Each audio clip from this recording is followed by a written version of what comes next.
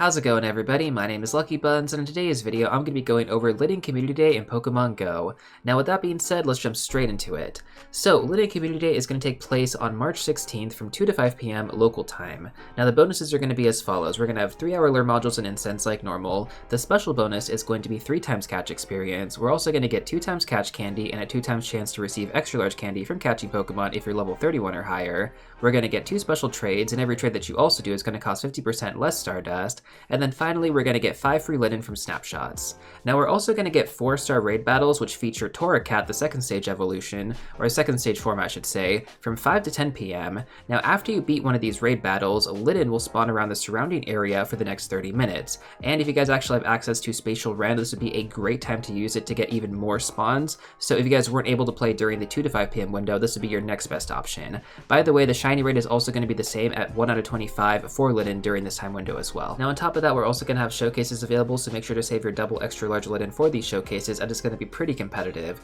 Now, you guys can actually get some awesome premium items like start pieces, lucky eggs, incense from placing first or second, especially if you've actually placed first or second in multiple showcases. So make sure that you guys actually grind really hard for those Pokemon. Now, finally, we're also going to have event-themed field research. So you guys can actually get more encounters with Litten by just doing these field research quests throughout the day. This is actually a great way to hunt for a Hundo or potentially even a Shundo, as the floor IVs for field research encounters are going to be 10, 10, 10. Now let's take a look at the exclusive moveset. We're going to have 2 movesets that we're going to be getting during this comm day, but the exclusive one is going to be Blast Burn on Incineroar. You guys are going to have from 2 to 10 p.m. to evolve to get your Incineroar with this moveset. Now, that being said though, how good is Blast Burn for Incineroar? So I'm just going to tell you guys this right now. Incineroar with Blast Burn in raids is an improvement. It's not like a game-changing improvement, but it does help. Now, unfortunately, when it comes down to PvP, Blast Burn is going to be a downgrade compared to Blaze Kick. So yeah, Blast Burn is an upgrade in raids, but a downgrade for PvP. Now, we do have another new moveset that's going to be added to Incineroar after this comm day starts, and that is going to be Darkest Lariat. Now, you guys can actually use a regular charge TM or evolve to get this move right after the event starts at 2 p.m. local time, so just keep that in mind.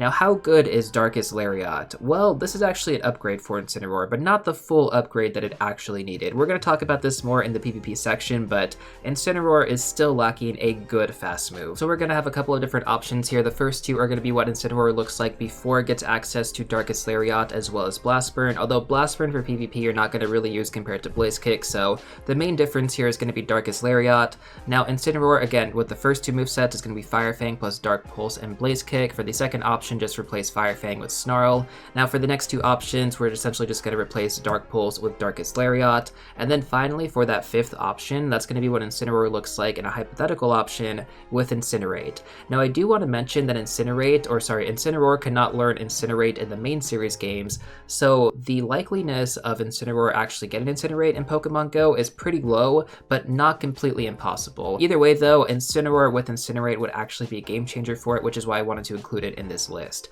So that being said though, let's take a look at Incineroar against the overall Great League meta, again in a 1 versus 1 shield scenario. So right here, we don't see any big matchup changes. We do see that Incineroar, if it does run Snarl plus Darkest Lariat, it does pick up the matchup against Chargebug, whereas if you ran Snarl before with Dark Pulse, it did lose that matchup. That's a notable difference right there. We can see here before Darkest Lariat, it does pick up the matchup again with Snarl against Defense Deoxys, whereas before it would slightly lose that matchup. So again, definitely a big win for Incineroar in some of these matchups if you are going to be running Snarl opposed to Fire Fang. Now we can see here that Snarl plus Darkest Lariat does actually pick up 2 more matchups. It's going to be against Gligar in its Shadow form, as well as Goodra. Now Lickitung is another matchup that it does actually take, so before it would actually lose that matchup, with Snarl plus Darkest Lariat, it does take that matchup now. And again, look at Incinerate down here. Incinerate takes a ton of matchups where, you know, the other ones do lose out, while still kind of keeping the matchups that Snarl plus Darkest Lariat is getting. So this is actually why I wanted to include Incinerate, because it really does need a moveset like this in order to actually be viable as like a fire type Pokemon in PvP. As of right now, it's just looking like a better dark type Pokemon to use. Let's keep going though. No big changes here. It didn't like take or lose some matchups with that. It's just that Fire Fang is the, better option to go with against Alola Ninetales. I'm not going to go over the Incinerate options too much here, mainly just going to cover the Snarl wins. So right here, Incineroar against Sableye in its Purified form. With Return, it does actually take this matchup actually really, really well compared to before with Snarl and Dark Pulse. So Darkest Lariat, huge upgrade against the Sableye in its Purified form.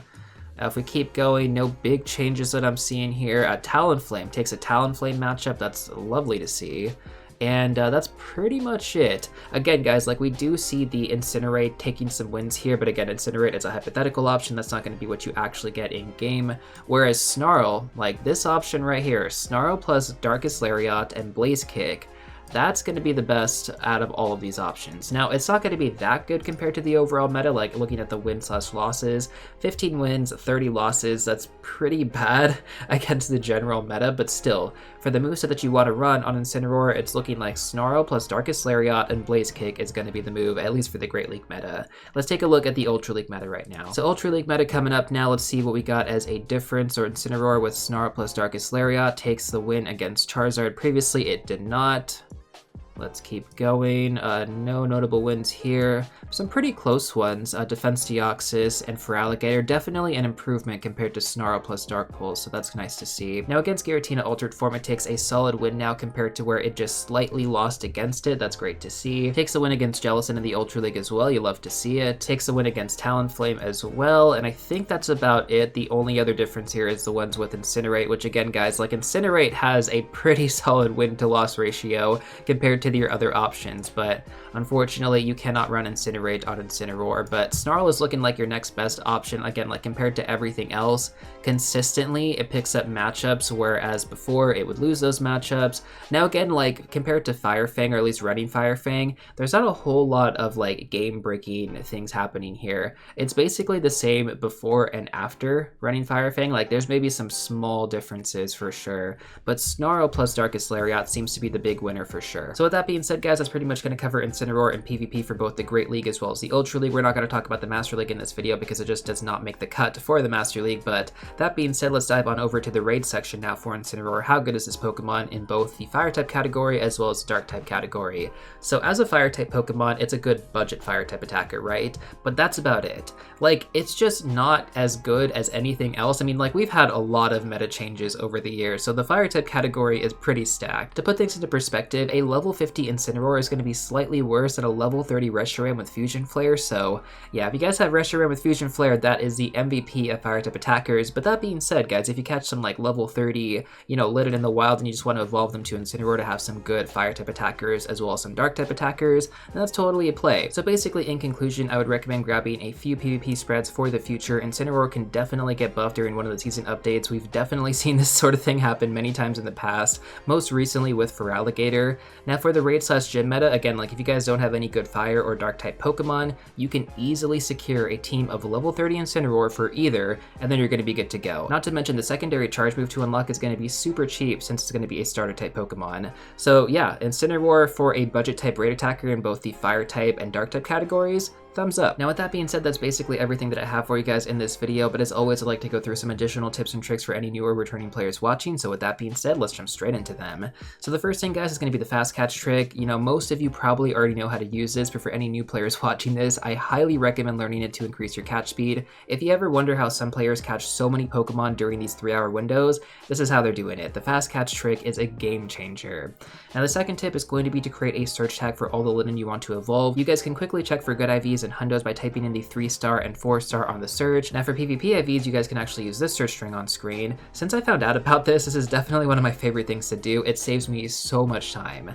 Now for the Mega Evolution, you guys want to go with a Fire-type Pokemon, so Charizard, Houndoom, Blaziken, or Groudon. Whichever one you guys have at Mega Level 3, prioritize that one over the others for increased candy and extra large candy bonuses. Now let's go and talk about storage space. So generally, I recommend a minimum of 100 open spots and ideally 250 plus for an event like this. Now if you guys are struggling to clear at least 100 open spots, and I highly recommend checking out my storage management guide. I'm going to leave a link down below as well as in the top right hand corner right now. Now let's talk about bag space though. So a combination of red, great, and ultra balls, a minimum of 200 would be recommended, highly recommended, and ideally 500 plus would be the way to go. You guys can also stock up on pineapple berries. Anywhere from like 25 to 50 is pretty solid for an event like this, like especially if you don't have that much time to play. Pineapple berries are going to come in clutch for you. The next tip I'm going to go over is to hunt in Pokestop dense areas and or at cluster spawns. So cluster spawns can be like parking lots, grocery stores, superstores like Walmart, Sam's Club, Costco, etc. You know, places like that typically have a ton of spawns in their parking lots. If you guys don't really know what's in your local area, you might have to do a little bit of adventuring, kind of some trial and error, but essentially once you figure out where your cluster spawns are in your local area, that is going to be a game changer for you. You're going to be able to go through so many spawns during events like this. The next step is going to be for the Pokemon Ranger Medal, essentially your research tasks. So the tasks that you complete during Com Day are fairly easy, but it's also super easy to forget that you even have them. So make sure that you guys go through and clear your research before even starting the event, and make sure to check your research at least every 5 to 10 minutes if you're going to be hunting around a lot of Pokestops. You guys can also run away from the Pokemon encounters and stack these up in your field research section up to 100 encounters, which is pretty crazy. The next tip is going to be XP related, since this is going to be a 3 times catch experience event. So obviously aim for excellent throws, guys. It's much easier to do this, by the way, if you actually use Nana Berries on the Pokemon so that they don't attack you. Trust me, it is a game changer. Now, we just talked about this. If you guys saved your field research encounters in the stack, you can actually catch these during the downtimes when you have no spawns. So let's say, for example, you're going from one cluster spawn to another. This is a perfect time to redeem those field research encounters. Now, I'm assuming that most of you guys are going to be using your incense during Com Day. Well, if you're walking at a decent pace, you should be getting new spawns every 30 seconds. If you're not getting new spawns that fast, it could be that you're walking too slow, or maybe even that you're going too fast, for example, if you're driving. Now, finally, just to add on, if you guys have any friendship level ups or any special research experience you guys have been saving, this will be a great time to redeem them and really get the most out of your lucky egg. Now, finally, our last tip is going to be for the Picnicker Medal. So basically what you have to do is just drop lure modules at your most popular grind spot right when the event starts. And essentially the way that this works is that you get 1 point every single time somebody catches a Pokemon off your lure module, and in the right location, you guys can make some amazing progress, especially since your lure module is going to last 3 hours long during this event. With that being said, that's basically everything that I have for you guys in this video. If you still want to check out some more content, I'm going to recommend these 2 videos right here. But before you go, don't forget to smash that like button, subscribe, and I'll see you all real soon in the next one.